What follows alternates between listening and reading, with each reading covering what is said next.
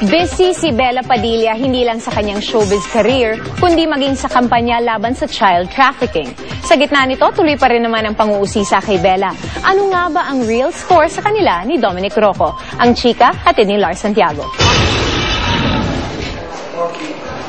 Tahimik na umalis noong nakaraang linggo si Bella Padilla papuntang China para maging kinatawan ng Pilipinas sa modeling competition doon. Bago umalis, nag-attend muna siya ng briefing kasama ang ibang GMA artists para sa anti-child trafficking advocacy na inadapt ng GMA Artist Center.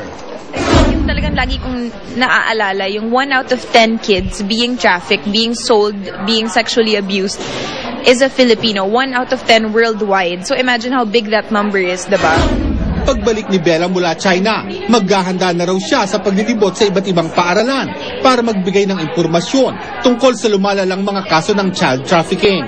Natapos na ang taping ni Bella para sa hit afternoon soap nila ni Jackie Rice, JC Chuseco at Dominic Rocco, ang Sisid. Pero hanggang ngayon, mainit pa rin ang bulong-bulungan tungkol sa nabuo raw na magandang pagtitinginan nila ni Dominic sa set. Hindi naman itinatago ni Bella ang paghanga niya kay Dominic. Very easy to talk to. I think that's what I like about him. He's very easy to talk to kasi smart naman, may laman. So, madali siyang nakakausap ng iba't ibang topic. Ano na ba talaga ang real score sa kanila ni Dom? I don't know yet. Ask Dominic. Ask Dominic talaga. I don't know pa po. Lars Santiago, updated sa Showbiz Happening.